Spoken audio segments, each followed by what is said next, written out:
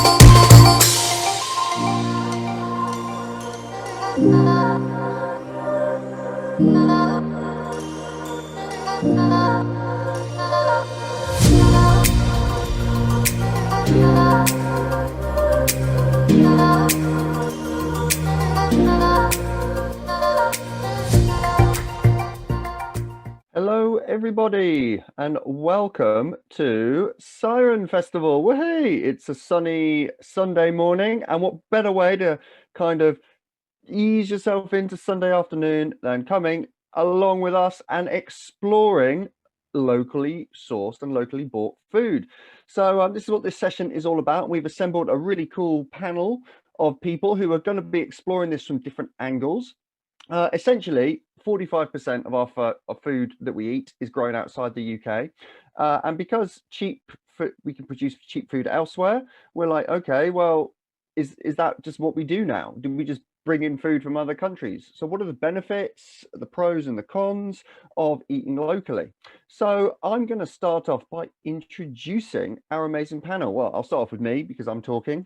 So my name's Russell. I work for Incredible Oceans. I'm a marine scientist at the University of Bath, and I also like to go into schools and festivals and talk to people about the sea.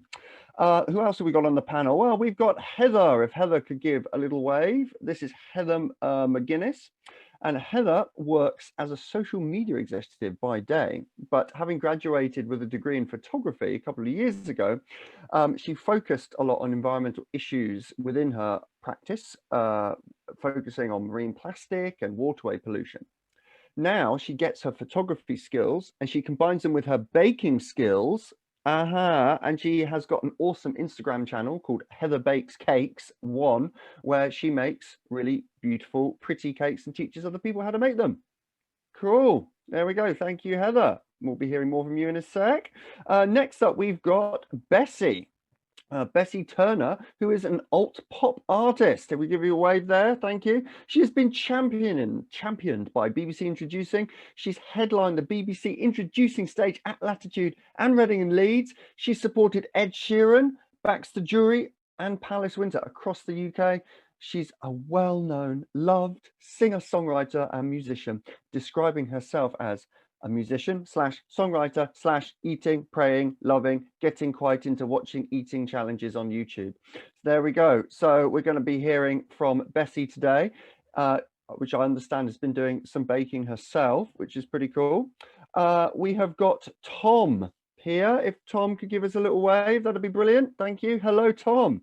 Now, Tom runs Forage and Folklore, which is an informative and interactive guided nature walk that takes you into the heart of rural Suffolk. And as you're going on this guided walk, Tom and his partner Ashley provide information on the ecology of the area, help you identify different edible and medicinal plants, and bring in some historical anecdotes and forgotten folklore tales to kind of, I don't know, show off the wonder of the natural world that's just on our doorstep. And last but by no means least, we've got Frankie Shaftain-Fenner. Frankie, if you give us a little wave. Thank you. So Frankie's currently in her third year at the University of Suffolk in Ipswich, where she's studying digital film production. Unsure of what area she would like to go into regarding film, she's worked mostly in documentary, experimental, avant-garde films. But what we're going to be seeing today from her is a movie exploring the Oak Tree Low Carbon Farm. And in Frankie's own words, I've never grown my own produce, but I've always cared about the environment. So it was an interesting new idea to explore. So really excited to see what's going on and hear from everyone. So we're going to kick off with a poll, which I believe, let's try and hopefully that poll should be popping up in front of you. Which is asking people which of these foods is in season now. And obviously we're talking about the UK here because we're in the UK. So which ones, if you wanted to eat these, you're going to be like, yeah, this is great. I'm going to eat this now because it's grown locally and it's in season and yeah, it's super easy. So, oh, everyone's like kale, mate, totally kale. Some other people are like, actually, I think you'll find it's the sweet potato. But most people, oh, I'm asparagus. Interesting. Why has no one clicked pineapple? Aren't those grow locally, don't they? There we go. Okay. Almost everyone's voted. Last couple. Is your last chance? Okay, I'm ending. We're not silly, Russell. That's fair enough. There we go. Right, we've ended it. Kale is what everyone said. But is it? Pineapple, obviously never grown in the UK. Now, UK grown asparagus is only available from the end of March, I believe. So we do get asparagus, but all the stuff that we get at the moment is imported primarily from South America, I believe. Sweet potatoes are now grown in the UK, but they're generally not available until October, whereas it is kale now. Well done. So if you've got kale right, you can give yourself a high five. Amazing. So that's our first idea, exploring this. So we're going to kick things off with a video entitled Bessie's Brilliant Baking. Check out that alliteration, where Bessie is going to show us how to make a delicious vegan beetroot cake. If we could, let's check it out. Hi, and welcome to Bessie's Brilliant Baking. Today, unlike some of my other bakes, this bake has no relevance to my songs at all, but you should still listen to them because they're quite good. And today, we are going to be making a beetroot chocky wocky vegan cake. First of all, you need to set your oven to 180 degrees and grease a tin about the size of your hand. I think it's maybe supposed to be less, but we're not fussy. This will be very helpful, but if you don't have one, it's not the end of the world. Start your thing, your bake, you need to have 175 grams of cooked beetroot. If you don't have a hand blender, then it's not the worst thing ever. Oh, I have to hold it. You can use a normal blender instead, or just mush very vigorously. The yogurt now. I'm using Outpro vegan soy yogurt because it is my fave. And I'm just going to stir this about because there's still some big lumps of beetroot and it will help the surface area of this limited hand blender or immersion blender if you're being posh. To this lovely, delicious, pink, gorgeous mixture, you add 175 grams of sugar.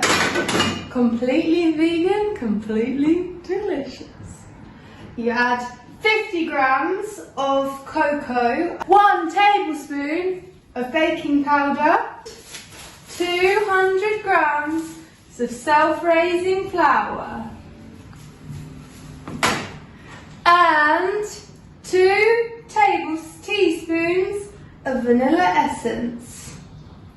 If you were a bit cleverer than me in advance, you might have got a bigger bowl, but I'm just folding all of the dry ingredients into the wet ingredients, of which I've forgotten a very special one. 100 milliliters of oil! And then you just mix and mix for a little while. Oh yeah! yummy, yummy smooth. You don't want to overdo it because Paul Hollywood says you shouldn't do that. So I trust him. When it's all nice like this, now it's time to put into your pre-greased tin. And you just flop it all in there. It's just all lovely fine and spread out. And it looks like it's quite a lot of mixture in there, but trust me, it's gonna be good. And now we put it into the preheated oven at 180 degrees centigrade for about 25 minutes and then come back. Today is a new day and we are decorating the cake that I put in the oven yesterday and let cool down overnight. I lied about the oven time being 25 minutes and it's actually definitely more like 40, maybe even 45. But now we have this delicious, beautiful cake. In this bowl we have 100, oh god, my flies are undone. We have 100 grams of icing sugar and we have 2 tablespoons of cocoa. In here I have mixed together a heaped teaspoon of instant coffee powder with 1 tablespoon of water, hot water to melt it, and 1 tablespoon of coconut oil to make it all lovely and creamy. And now we just add that to that. Now it's time to mix. And it's going very well. It's a bit thick, so I'm going to add just a dash of dairy-free milk and use this thing how it's supposed to be used with the electric bit.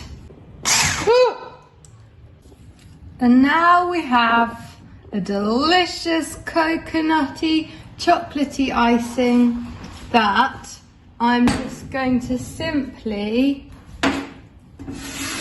pour from a height over our delicious cake, it to the edges, so it naturally will just droop over the side in a minute. Now to finish it off, I'm going to put some coconut on it. You can use your fingers instead to get a bit more of an even coating of coconut, but I'm trying to show off by being very hygienic.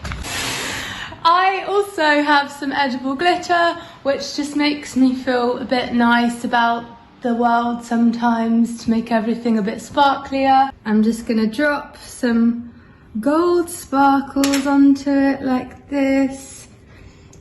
And who says you can't mix silver and gold?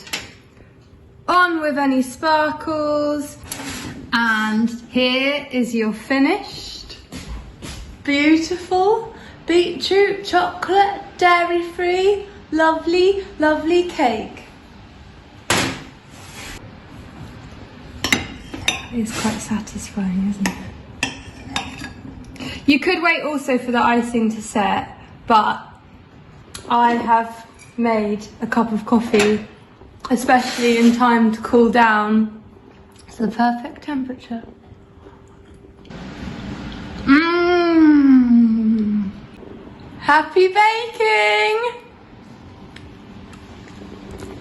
I love that so much. I wish that more cookery programs were like that. My favorite bit was like, oh, my flies are undone. I hasten to add, you don't need to have your flies undone to prepare that that recipe, unless you want to. It's not intrinsic to the taste. There we go. Right. So that was really interesting. So, Bessie, if we could bring you into the conversation, that would be great. So I thought was really interesting. Obviously, you're a singer-songwriter. You started off alluding to the fact that normally you bake things that are like themed, or you incorporate your food and your songs together. Could you talk us through that slightly?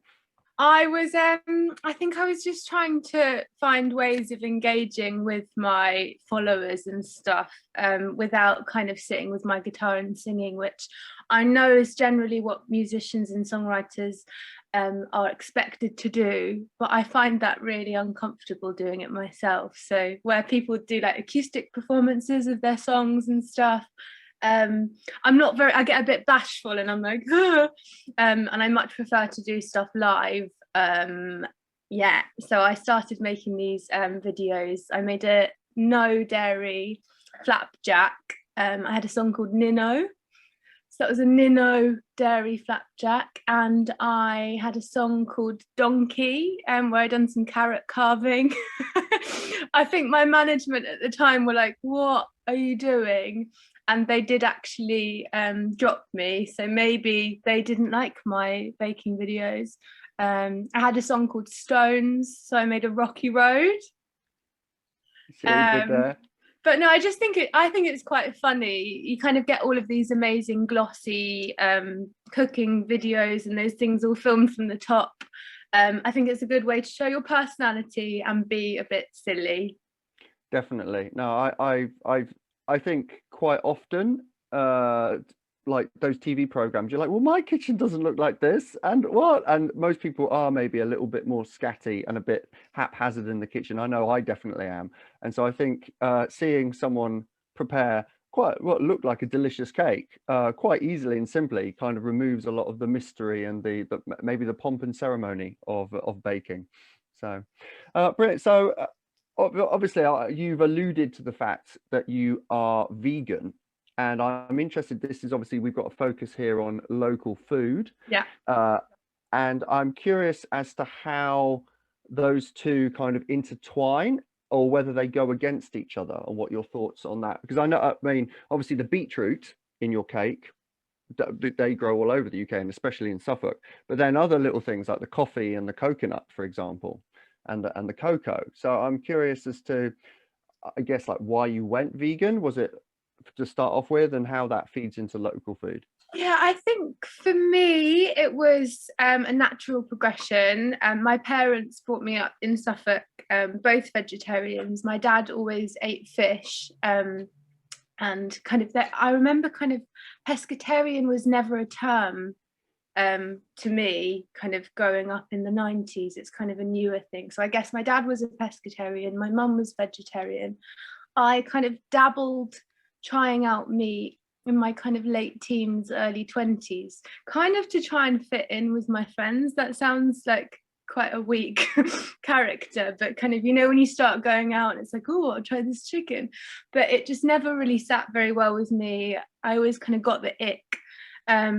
And I just never really liked dairy. I always thought of milk as cow juice. I couldn't differentiate like apple juice, orange juice, cow juice. I think it was a combination of kind of, yeah, a natural progression of being brought up vegetarian and generally being really quite OCD and squeamish about dairy, just the fact of kind of where it's come from, not knowing exactly where it came from. I did used to eat dairy for a long time, but kind of minimal amounts, and I've probably not eaten dairy for 4 or 5 years, kind of strictly, I suppose. I always ate eggs until a couple of years ago, but even then I was very fussy about those, and I never liked to run a yolk, and I would only eat the eggs from Whirlingworth, where my mum lives, and you can kind of see the chickens running around, and her neighbour had chickens as well. I remember kind of eating kind of anemic yellow looking yolks and being like, oh, where did this Mm. come from? So for me it was just a completely natural thing. I understand that a lot of the food that I eat, you know, I lived in Suffolk for a very long time. I'm currently in London for kind of various reasons, and I'll pop to the Asian supermarket and buy a block of tofu, and I know full well that that's not kind of sourced from anywhere close by. Growing up in Suffolk and living in Suffolk, it was easier to eat a lot of locally produced food, kind of all of the vegetable stands, and living nearer to kind of, I used to live close to the Suffolk Food Hall, and Aldercar Farm is a place near where my nan lives. And yeah, you're really in your element there, and all the local honey and stuff, which I never liked the taste of, so that was easy to give up too. But no, it is this has really made me think about where things come from more than I do. I think that is something we should all consider more. It's not always within our means too, whether it's kind of finance and budget and geographical kind of whereabouts.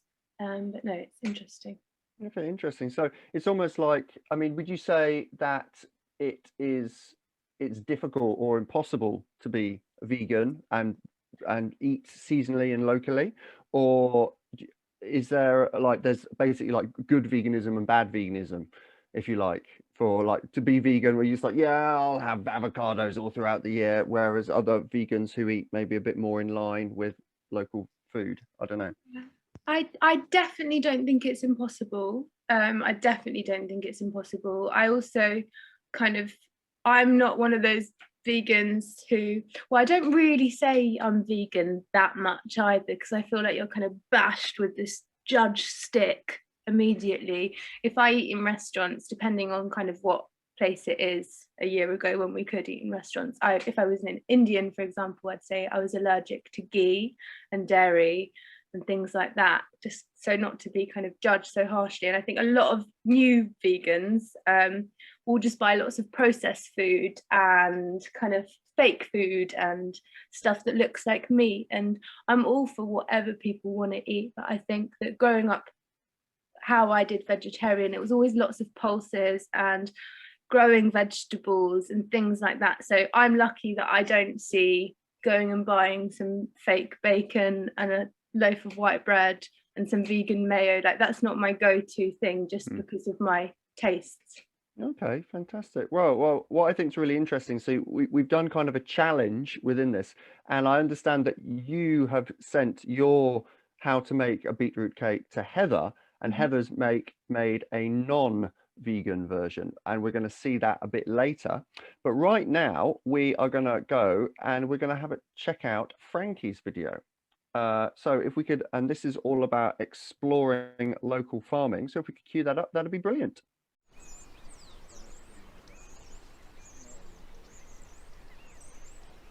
Hi, I'm Andy Black. I'm a non-executive director for the Oak Tree Farm. The Oak Tree Community Farm is a community-supported agriculture project in Ipswich and Suffolk. We've got 70 people that have what are called veg shares, and what those 70 veg shares represent could be a family, could be an individual, or other groups have got together who want to receive a box of veg once a week from the farm. As part of the deal, they have to pay a contribution, but they also have to give up some of their time and labour. And those jobs are very varied. They can be from planting to harvesting to looking after our free-range chickens. Although we are on the edges of a big urban area in Ipswich, we've noticed that people really enjoy that sense of space, being out in the nature. So we have members that have got young children who are coming up with their children to introduce them to nature and working outside and telling them where food comes from. We have people that are semi-retired that are coming out just for a social activity, for their health and well-being, and we have people that are working or just passionate about the environment and where food comes from and producing it in a low carbon and local way.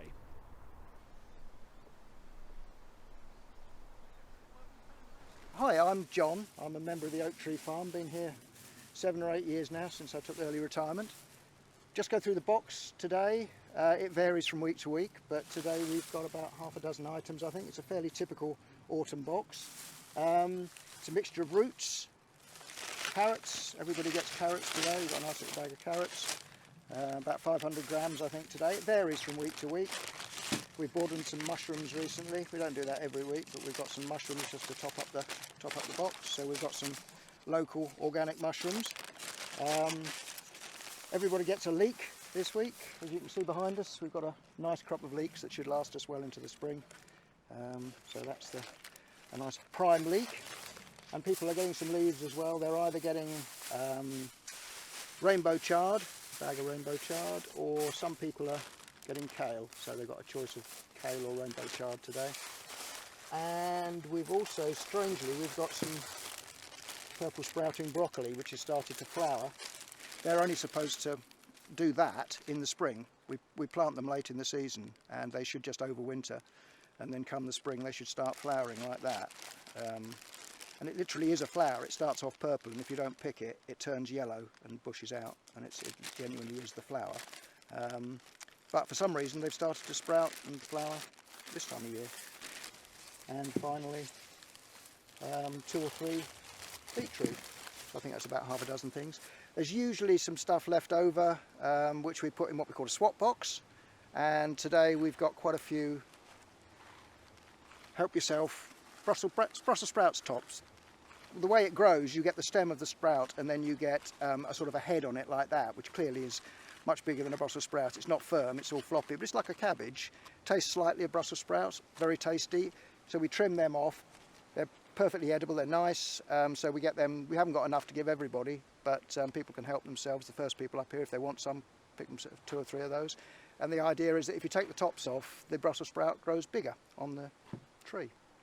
So that's a typical box from the Oak Tree Farm.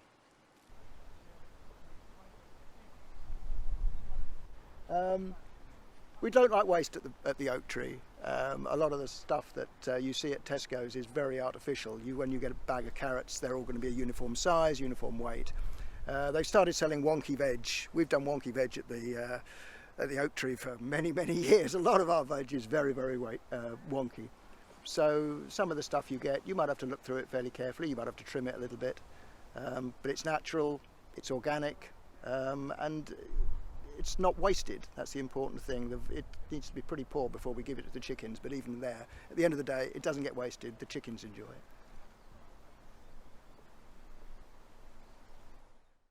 Brilliant. Yeah, really enjoyed that. Like, it looked like an awesome place. And I love farms that have an awareness of natural cycles and the damage that, like, I guess non-natural farms do. So I'd like to bring Frankie in now, who was the director and filmer of the video.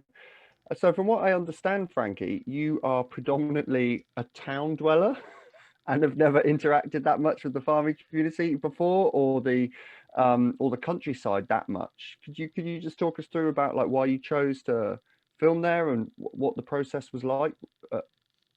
Yeah. So I've never really actually done any gardening or, growing my own vegetables at home or anything like that. I suppose it's mostly because I guess, I don't know, I've just never really had a family that's been into stuff like that. I feel like, I know certain people, I have friends that will grow their own vegetables in their back garden or whatever, or they'll have an allotment or something like that, but I've never really kind of had one of those families that's very like outdoorsy and growing our own fruit and vegetables organically and having a compost heap and all that sort of stuff.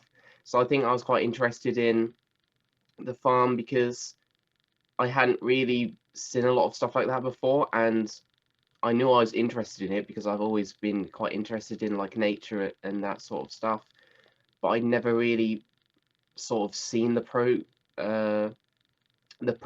process, I suppose. And it was quite nice to just kind of visit somewhere where there weren't a lot of chemicals involved and it was all just sort of organic and yeah, just sort of that sort of stuff that I knew I was interested in, but I'd never really experienced it or seen it for myself, I suppose.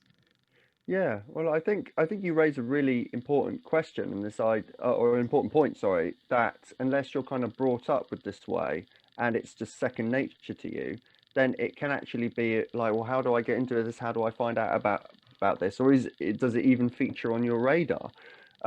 So yeah, I'm curious to, as someone who didn't have a background in that kind of thing or know that much about it, what were the key takeaways or the cool things that you learned or surprised you about observing the farming process? I think what is particularly interesting about the Oak Tree Farm is that they have a lot of volunteers. I think there's like 50 or 60 something. There's quite a lot of volunteers that help out there. Oh, just pretend that didn't happen. Yeah, there's quite a lot of volunteers, so it's sort of more like a shared farm. I suppose the main fear for me, if I was going to grow my own own vegetables in my back garden or something, then it's all kind of down to me to sort it all out and make sure that my carrots aren't getting eaten by slugs or something.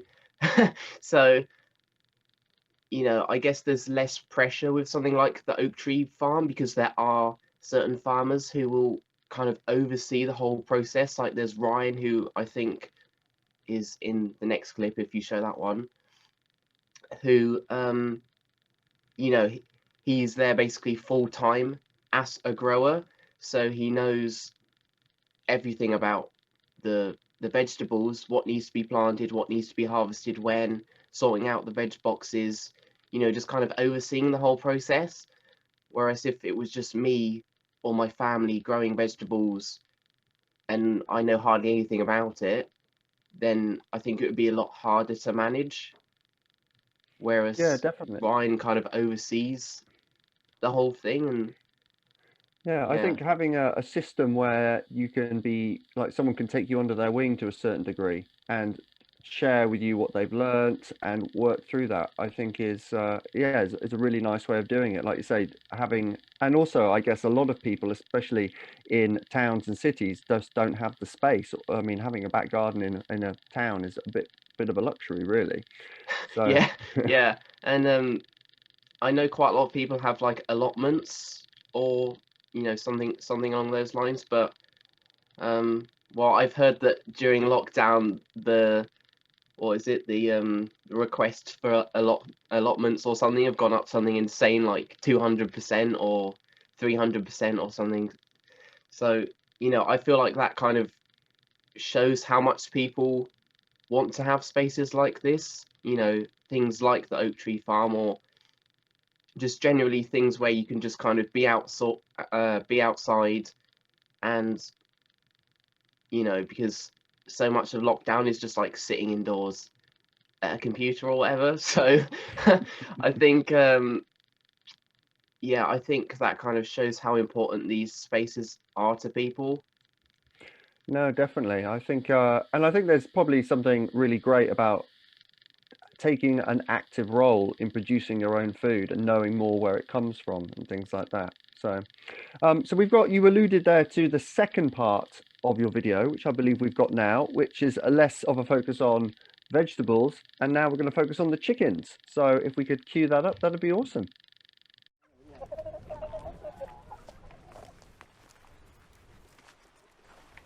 Is it true that chickens' eggs come out their bumhole? They got to come out somewhere, right? I mean, honestly, I got no idea. I'm ignorant of the whole procedure, but they come out and Just don't think about it. yeah, pretty much. I mean, it's pretty weird. You're eating like chicken periods, so that's that's pretty odd, but they taste good, so yeah. I don't know if I want to use that on. Chicken periods. Get it in there. Get it in there. Maybe start with that. Yeah. Really pull the viewer in. I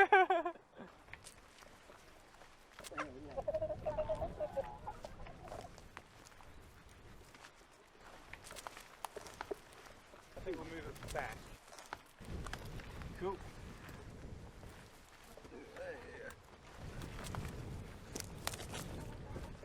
Yeah, that's good. Okay. Cool. Same for this one. We're going to move this one. Oh, right. back up. Okay. There is an egg underneath this one, I seem to remember. Oh, is there? Oh, yeah. And plenty of hens underneath as well. All right. Everyone all right? Yeah. Watch out for the hens. And the egg. Precious egg. Precious egg. Yeah, back here's good. Good, Dan. Okay. Obviously we get eggs from the chickens, but another really good part for the chickens on the farm is that they fertilise the ground for us. So we move them around the whole farm. So they're basically due for a move really to a whole different part of the farm. You can see that it's quite bare earth at the moment. And when we moved them, it was full of vegetation. So they've eaten all that and they've scratched it down to the bare earth. So if we wanted to, we could we could plant another crop into this, and it would, you know, you wouldn't have to buy fertilizer. But when they're in one area, we still make sure we move their houses around, because that gives you like an even distribution of manure across the whole area. If you just left it, you'd get like, you know, 2 or 3 patches which are like way too fertile, and you'd get the rest of it wouldn't, you know, it'd still be a little bit, but just, you know, not as even. So yeah, this will be really good ground for next year if we wanted to. Did you have some of the eggs earlier you were going to show us? Yeah, sure. So the members, as well as getting their veg box, they can pay a little bit extra and just get an egg share each week. They're a little muddy because they live outdoors and they step on them sometimes, but Makes it look more like it actually came from the farm. yeah, exactly. I think they like have to give them like really clean environments for the eggs to be really clean when you get them in the supermarket. They don't wash them or anything, so it kind of probably means that they're not like really outdoors, or if they are outdoors, it's not like in a sort of environment you might expect. It might be a little bit more like controlled and maybe not. So like they're just out here, right here, and they're, you know, it gets muddy because it's been raining a lot, and in the summer it's dry, so the eggs are dry. So it's just, you know, one of those things you get used to, or, you know, and understand. That helps. If you understand why it is, then, you know, you've taken a step.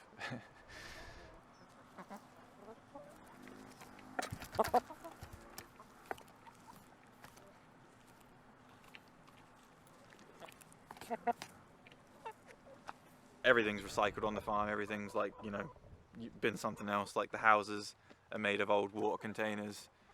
This is obviously just a borough council bin with a hole in the bottom so that they can peck. It's quite ingenious, really. Obviously we like fill it to the top so that, you know, they're always good for food. But it just means that they can come and eat whenever they want, rather than us having to come and give them feed.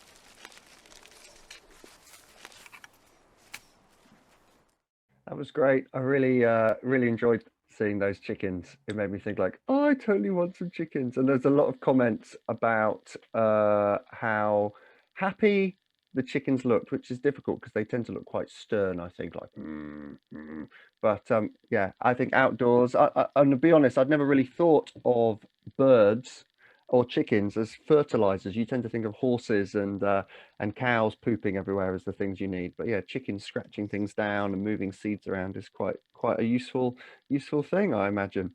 So we've got a little poll that comes up now just to kind of see where people are. So we've looked at Frankie's video, which is brilliant at showing where our food comes from to a certain degree, or one place we can get food from. So we've got a poll that's going to pop up on your screen now, and I'm just curious as to where people get their food from.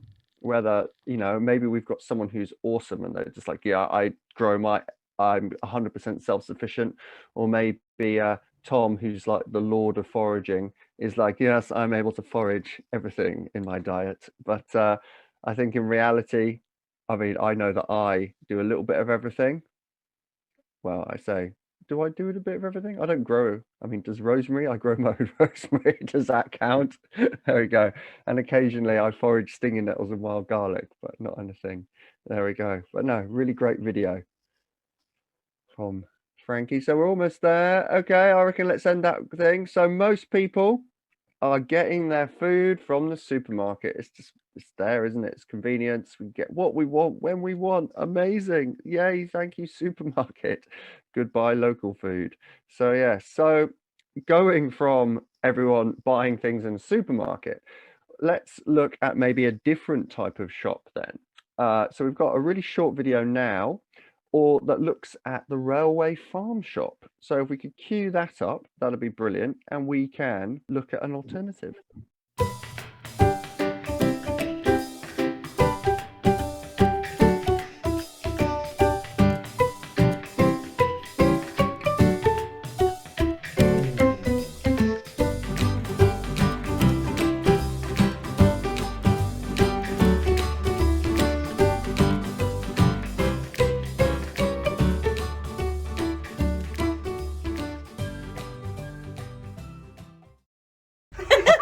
We've got baby guinea pigs. They're really, really beautiful. Yes, I've got 6 babies. Hello, I'm Kerry. And I'm Martin. And this is the Railway Farm Shop in Bennell at Suffolk.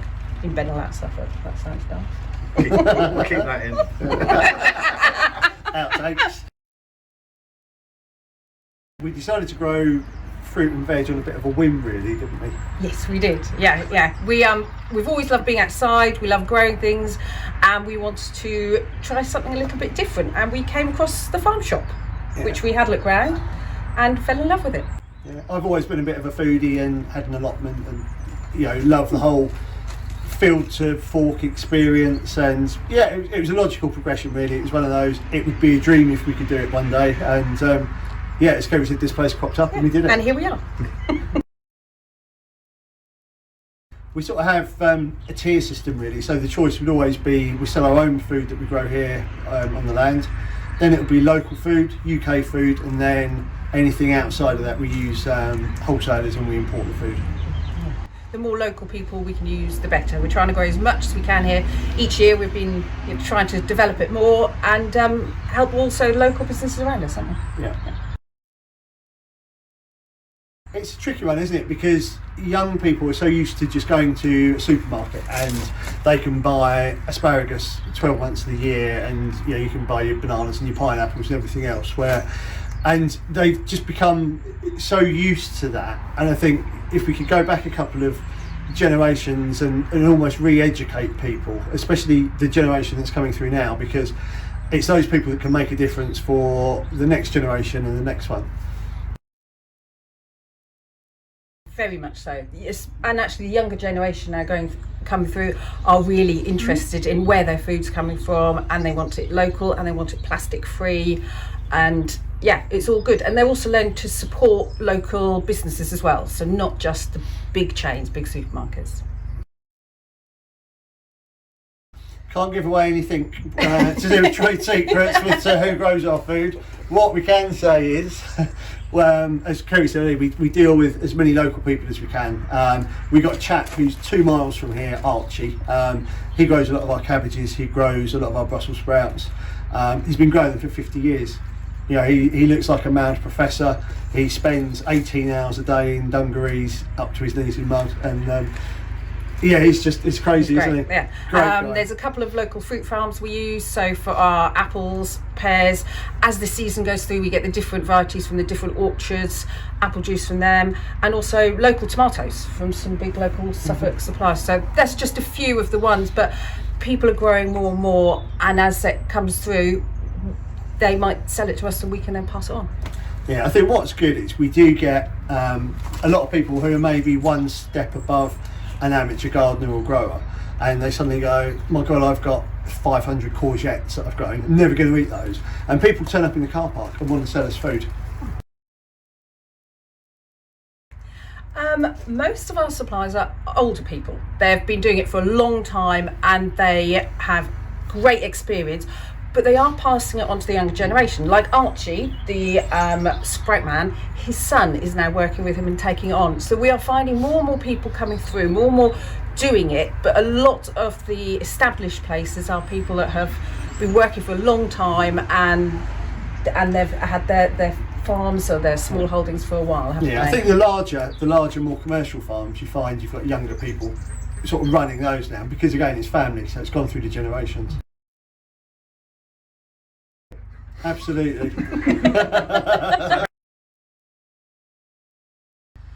Lots of families, because they want to make sure that the children are getting something, so they'll come in, and especially here, families will come because they can see all the animals, the chickens and the rabbits and the guinea pigs, and they can see where the food's growing, and they're showing the children, look, that's where they've been able to pick the food from, and then they've bought it, and the children have picked the food out of the shop, so they've chosen their carrot, they've chosen their apple, haven't they, for their dinner? Yeah, and I think that's one of the reasons we like selling sort of some of the more unusual products, like a purple carrot, although originally all carrots were purple, but children, they haven't seen a purple carrot. They're used to a bag of carrots wrapped in plastic in a supermarket. So to encourage children to eat more fruit and veg, it's nice to show them these weird and wonderful things. It's in a way, mainly because the supermarkets have the power, don't they? So huge buying power. Where we come into our own though is that I think the last time I read a study, it's about 40% of fresh produce bought in the supermarket ends up in the bin. Whereas here, you come in, you buy exactly what you want. So if you only want 3 apples, you buy 3 apples. You don't buy a kilo bag and then waste them. So if you take the food waste into the whole scenario, we actually probably work out a bit cheaper. Yeah, but you are then again supporting the local community, which is really, really important. And here, if we've got any food left over, it goes to the chickens. Nothing's wasted. I think, yeah, we should be, shouldn't we? I don't think you could just do seasonal food though. We're so used to being able to have so many different varieties, and you'll want a banana all year round. Now this is known as the hunger months, isn't it? Because there's not so much growing, everything's going in and we've all finished harvesting. So you do need to supplement other things, and it's nice to have a choice. But yeah, if you can eat seasonal, great. Work with seasons, yeah. Try and be as plastic free as possible. So everything here is paper bags, and we weigh it out. Can't be completely plastic free, that's just not possible in the world we live in. Like the salad leaves, we need to put them in plastic so they last and keep a bit longer. But because everything, or as much as we can, is locally grown, it's out of the ground, it's delivered, we picked it up and it's in the shop. So we do try and be as plastic free as possible. Yeah, and I think that's a great point, because the produce here is so fresh. It hasn't sat in these massive great refrigeration units for 7-10 days before it gets to a supermarket shelf. That's why they overpack things. When the first lockdown happened, we had a lot of people we noticed were coming up every day to buy something from the shop because they like coming in for a chat. There's a lot of lonely people around. So we thought it'd be really great. We've put a little bit of our small holding to one side for the community, and we're going to have it's going to be a community garden. Mm-hmm. So one of the polytunnels as well will be a place where we can have seats and benches. People can come have teas and cake and have dig days. So they're actually going to come and work, but it will be very social. So we originally wanted to do it for the older generation we had coming in, but actually it will be for anyone. So schools are going to be able to use it as well, use the polytunnel, come down, see where things are growing, take part, and it's all healthy for the mind, healthy for the body, and general, it's all good. General well-being, isn't it? Yeah. The alarm going off in the morning, very, very early. That's why people come here, isn't it? To laugh at us. Yeah, I think they laugh at us. Yeah, it's fine. Yeah.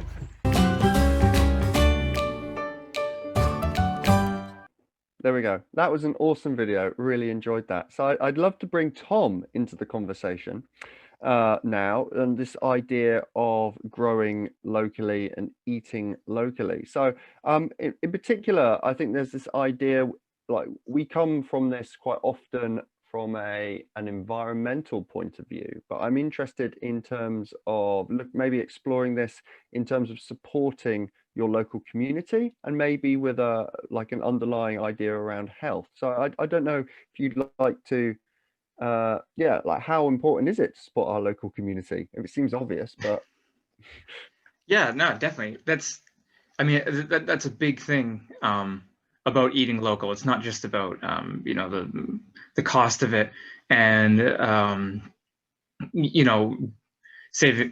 saving the environment kind of thing, right? There's an element of it that has to do with really, like Frankie was talking about in their documentary there. It's bringing people together, right? There's an element of sort of community building around local food, and everybody wins because you end up getting quality products. You meet people, you build relationships that way, and then in turn, the affordability and the value is there because of how much you're getting for just a simple box of eggs, right? I mean, for Ashley and I, we're fortunate that we live out in rural Suffolk, and we walk down the road. I don't need to go to the supermarket. There's a fellow nearby who sells vegetables. We get all our veg from them. Another person sells eggs, and we're talking 1 pound for a half dozen eggs, that if those free range eggs were in the supermarket, it might be almost 3 pounds, right? So you end up sort of building, right? And I can go to those people, I can go and say hello and we can chat, and sometimes they give us some free ones here and there, like you end up building those connections with people. And when you're supporting the members of your local community, you know, that way with finances, you end up supporting each other in you know, other ways as well, which I think is really something you can't get by going to Tesco and buying a pack of free range eggs, right? So yeah. Yeah, no, definitely. I think it's a really good point. And I guess brings us into there's like an element almost of like, as well as eating locally being good for the planet's health and your health, eating more seasonally and things, but there's I guess like a mental health aspect there to it as well. And by engaging with your neighbors, your local community, by engaging more where your foods come from, then obviously that's going to be releasing positive endorphins and all the rest of it. Oh, interesting. So bringing, I guess, foraging into this, which is your area of speciality, and looking at this idea of supermarkets. And I feel a lot of the time in supermarkets, there isn't the variety. We're told what we have to buy. And so then, and they alluded to it a little bit in that shop, in the last video, about having a purple carrot. So there's this idea that there's loads of different brands, lots of different crops and variants that are growing that we're just not being exposed to, and we maybe risk losing those. I don't know. Yeah, well, I mean, I think in terms of when we're coming at it from like a foraging perspective, you know, not only is getting local food like from local farmings and local allotments and those kinds of schemes quite beneficial for the relationships you build with people, and getting away from again, that idea of this is what's available because it's in the supermarket and now I can have it now. When you go outside, much like people are, you know, we had the poll at the start of this trying to guess at what's in season farming wise. It's very, very interesting to find out what's in season just outside your door in terms of foraging. And when you go out and you learn those things and you get hands-on with it for like a wellness perspective, you know, there's so many reasons why nature is good for our mental well-being, but at the same time, you build a relationship with the land that's right here in Suffolk, which is super important, because when you have that relationship, then you start caring about it and you have a reverence for food that you might not have had before. And I think overall, the idea of eating local is really about bringing back that reverence for the food that we consume, and trying to get away from maybe just getting a sausage roll at Greg's because that's easy. And it should be more about, you know, really appreciating the energy that's being provided to you. Yeah, no, definitely. And I think what lockdown has really showed us, like people previously were like, oh, I don't have time to do that. I don't have time to do that. And I don't like cooking. It takes too long. Actually, being more engaged in your food and where it's coming from and preparing it, I think is a really important thing. And anyone who's got kids knows, if you have kids that cook with you as they grow up, then they're more open to things. They've got more ownership over the food, and etc. So on that note, I'm going to bring Heather in now on the subject of preparing food. Hi, Heather. Hello. Hiya. So you have this successful baking channel where you're like, yeah, I'm making cakes. So I'm curious as to how important it is to you to try and source locally or support your local community. Do you weave aspects of that into your baking, or is it something that, So I think baking is a difficult one, because kind of the main components of a cake, a lot of them aren't local. I think there's certain things that we try to do to source produce more locally, like eggs is something that we only buy from down the road, like religiously. I think it's always such a shame when you get them from the supermarket, if you can get them. Like, we've got a little stall just down the road. It just seems a shame, like, not to support the man that owns a tiny stall. And there's a farm just outside of Beccles as well, and they're such nice eggs. I think Bessie touched on it before as well, and how you can get some eggs that just look a bit anemic and a bit sad, and it's like, with the cakes that I make, it makes such difference as well. So that's one of the things. And I think, I mean, obviously there's silver spoon sugar that is much more local to kind of Suffolk than other sugars. My uncle works at the factory, so yeah, we try and support that for those reasons. But when it comes down to like flour, essences like Madagascan vanilla essence and things like that, it is difficult to kind of source those bits and pieces locally. So yeah, I mean, we do where we can. I think this was definitely a learning curve by making the cake and kind of figuring out what we can change to make it a bit more local. And we didn't go for the vegan option in the end, just to kind of see how it differed in terms of like what we could use that would come from a bit closer than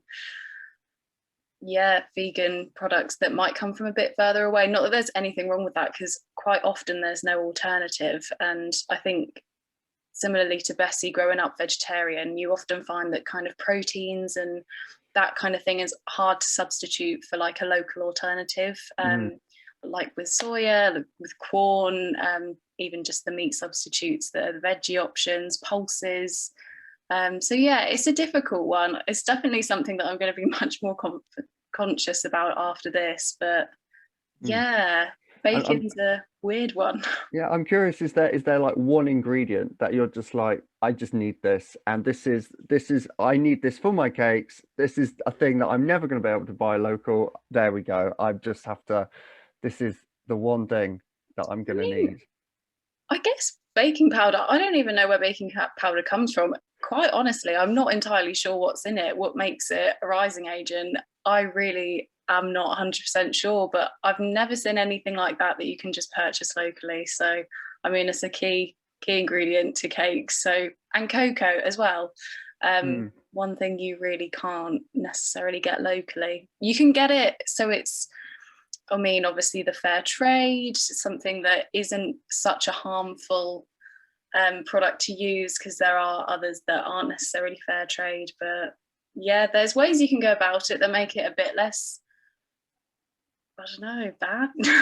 Okay, yeah. There you go. Someone suggested vanilla extract in the chat there. Yeah. So there we go. Yeah. So maybe we just have to be like, no cocoa, or we find some other like cool alternatives. Like, I don't know, Tom might be able to suggest like ground up dandelion root or something like that. That would be cool.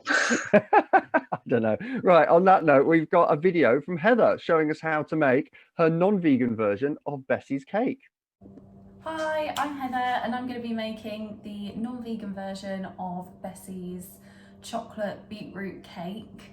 Not that there's anything wrong with the vegan version, I would just like to see how using local dairy products and what have you affects the air miles.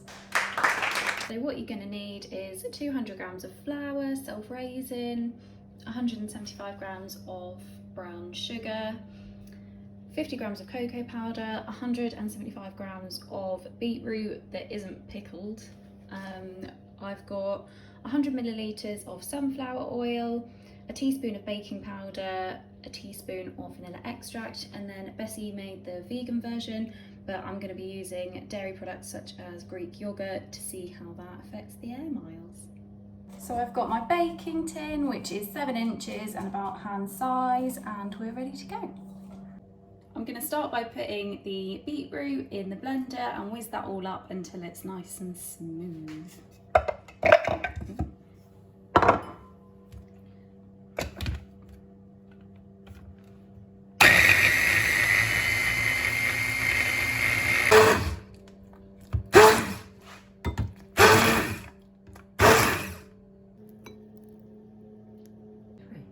So I'm now going to add in this Greek yogurt, which is dairy, which is one of the substitutes I've made for the vegan yogurt that Bessie used. And I'm just going to mix that in.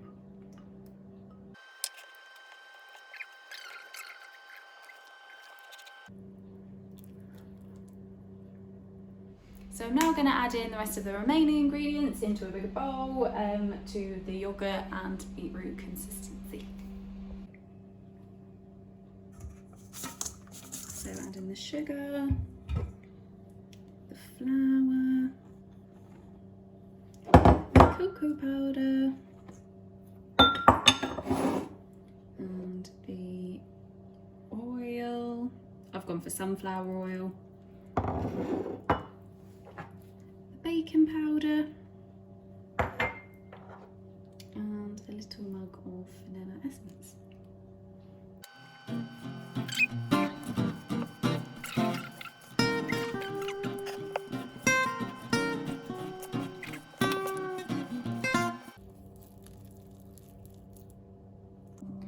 preheated our oven at 160 because it's a fan oven. However, you can use 180 or, as Bessie said, Guess Mark 4. And yeah. Now all my mixture's in a tin, I'm just going to smooth the top and it's ready to go in the oven. I'm now just going to take it out the tin.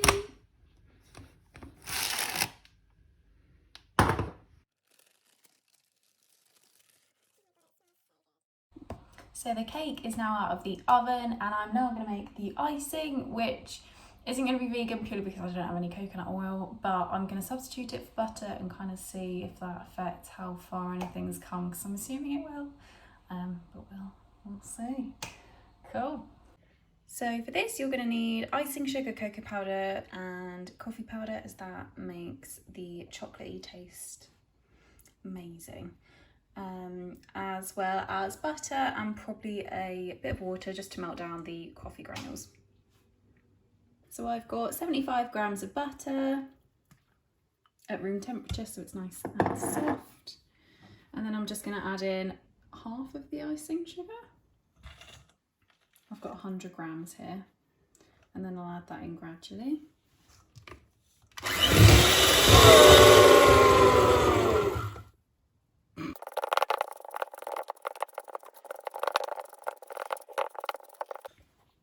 And I'm just going to add in the rest of the icing sugar and use the fork to combine it all together, and then I'm going to whisk it at the end so it's all nice and light and fluffy. So now that's all combined, I'm just going to add the rest of the cocoa powder and add half of the coffee liquid that we've got.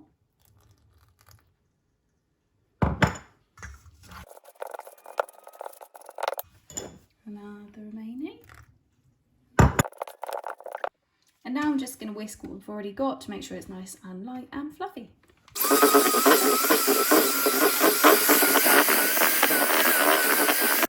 So the cake is now cool, so all we have to do is put the cream on top.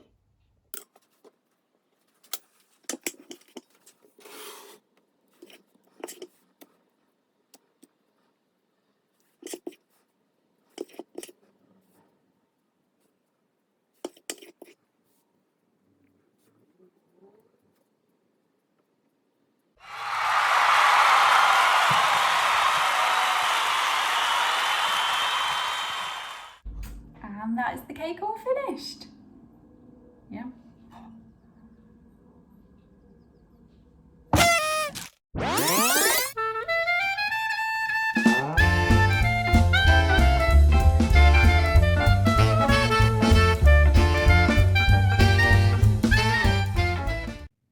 Ah, loved it. Was it tasty? They were so good. I've made two. I made another one afterwards because I ate it so quickly. I guess that's the bad aspect of lockdown and baking, where you're like, well, I've made this beautiful cake. You've got to eat it. I know. It was so good. Fair enough. Right. So I'm aware that we are kind of coming up to time. Really quickly, I believe we've got some graphics that show Heather's cake versus Bessie's cake in terms of how local it was. So if we could get these up and just have a quick look at these. So let's have a look. So there's Bessie's ingredients. Look, Mauritius, Ivory Coast, Germany, UK and Austria, baking powder. There you go. It's but I did actually look up what baking powder was, which is it's basically a chemical reaction. You add water to it and it starts fizzing. There we go, giving off carbon dioxide. There we go.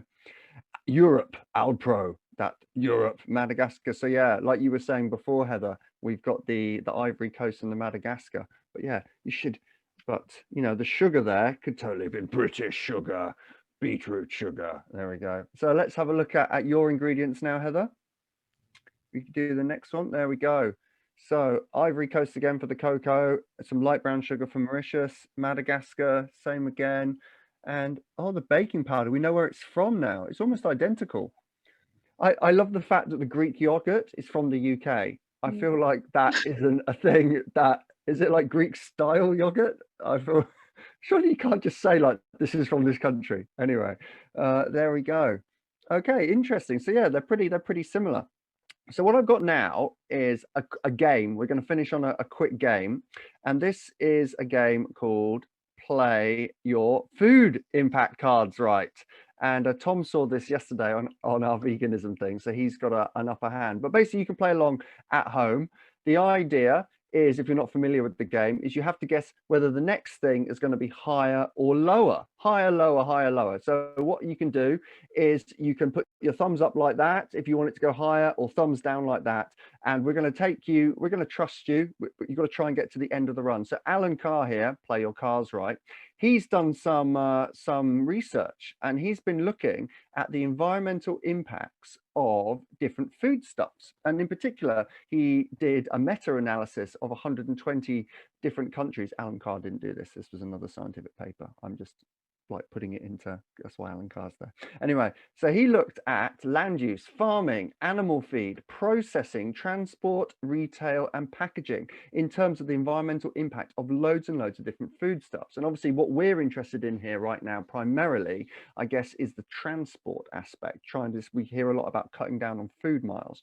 So I thought it would be interesting to look at what the carbon dioxide equivalent for every kilogram of produce produced. So I say carbon dioxide equivalent, that takes into account also methane gases that are given off. And there, down there in the bottom right, is the reference, the citation of the scientific paper, if you want to go check it out.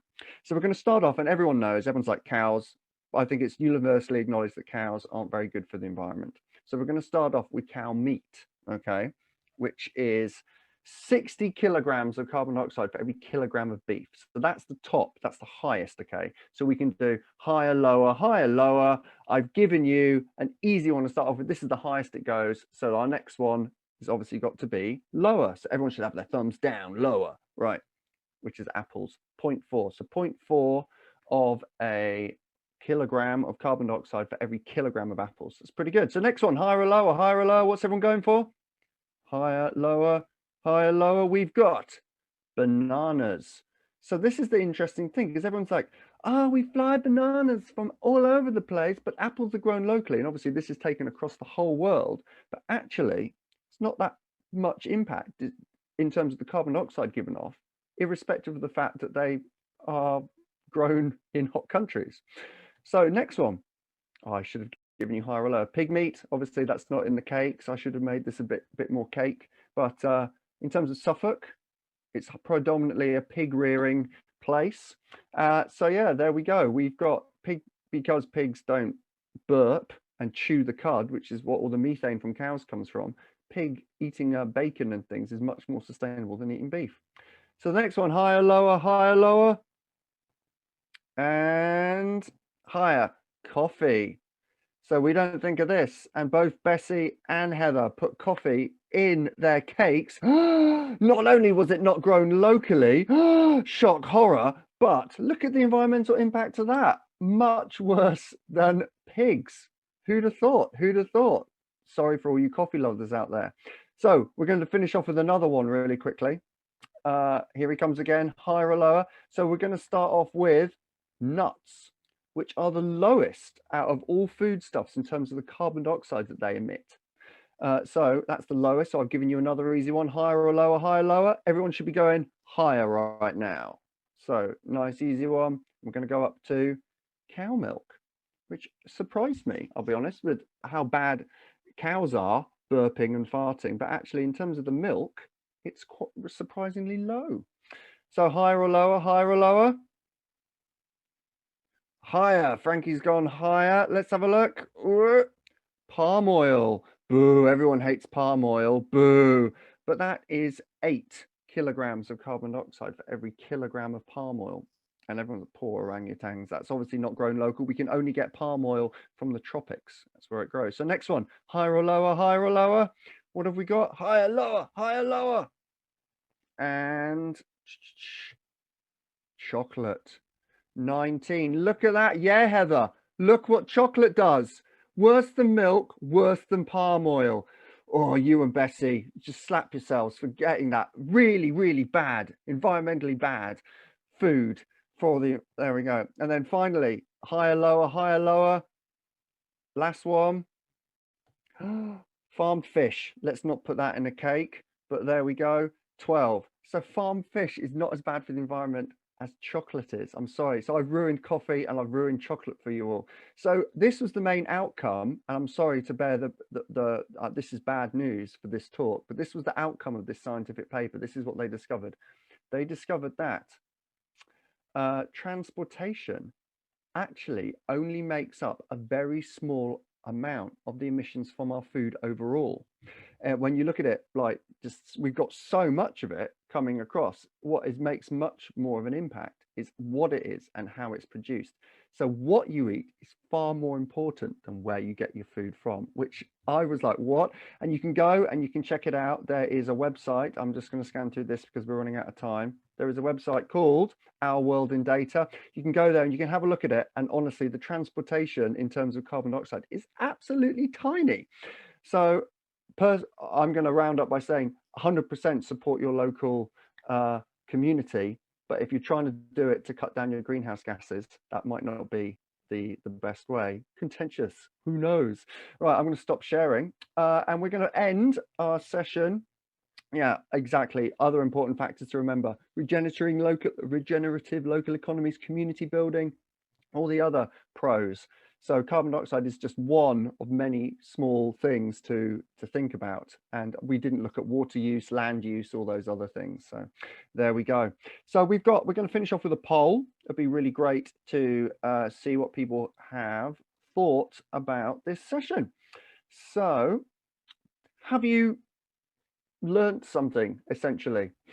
Have you understood something slightly better? I know I've learnt what baking powder is and how to make awesome beetroot cakes. I've also realized I'd love to get involved with the local farm. There we go. Definitely. Hey, that's what we like to see. All the definitelys ramping up there, which is really good. And I totally want to get some purple carrots. There we go. Right, so I'm going to pass over now. Oh, just really quickly, there was a really cool question which I saw pop up on the chat, and I just want to kind of say that out loud. Someone asked, okay, that's great if you live in an urban area, but if you don't have immediate access to local farms, what are you supposed to do? Right, and Tom fantastically answered this, that says, we live in a time where the delivery of local farmed veg boxes, game meats, etc. are easy to subscribe to and reasonably affordable. Lots to find online. Unfortunately, the UK is small enough that there should be a smaller village nearby wherever a larger city town is. So really good. I know when I used to live in London, I used to do one called Odd Box, which sold you a wonky veg, which was quite a good one. There we go. So I'm going to pass over to Zoe now, who's going to tell you about the next session we've got coming up. Guys, yeah, I'm just here to kind of tell you what we've got on next. So next up at 2, we've got Does Reducing Your Waste Make a Difference? So the tickets are over on our website or Instagram, which is at It's Siren Calling. All the details are in the chat. And in this session, we will explore the challenges of reducing food and plastic waste at home, the impact waste has on our environment, oceans and waterways, and tips on how we can take simple steps to improve our waste footprint. So that will feature photographer and environmentalist Heather, Plastic Actions Champion Emmanuel Reggiani, plus Deputy Member of Youth Parliament for South Suffolk and Ipswich Poppy Brown, along with a cooking demonstration from Mama Cherry. So make sure to sign up to our tickets. Again, the link is over on Eventbrite, Facebook, Twitter and Instagram. And we'd love to carry on the discussion. So make sure to tweet us at #SirenDigital or DM us on Instagram. Brilliant. Well, thank you so much to everyone for coming out. Enjoy the Sunday, and totally Heather, look, she's just like, she's on the next one. She's an expert. So if you enjoyed Heather's content, go and do that, or quickly make a cake, and then you can sit there and eat it while you're watching the next sessions. There we go. Thank you to everyone. You've been awesome. High five to all our panelists. High five to everyone who's checking this out on Facebook and on all the other live stream things, and check out the rest of what we have to do. Enjoy your next bit of Sunday, which you're going to be doing. Bye, everyone.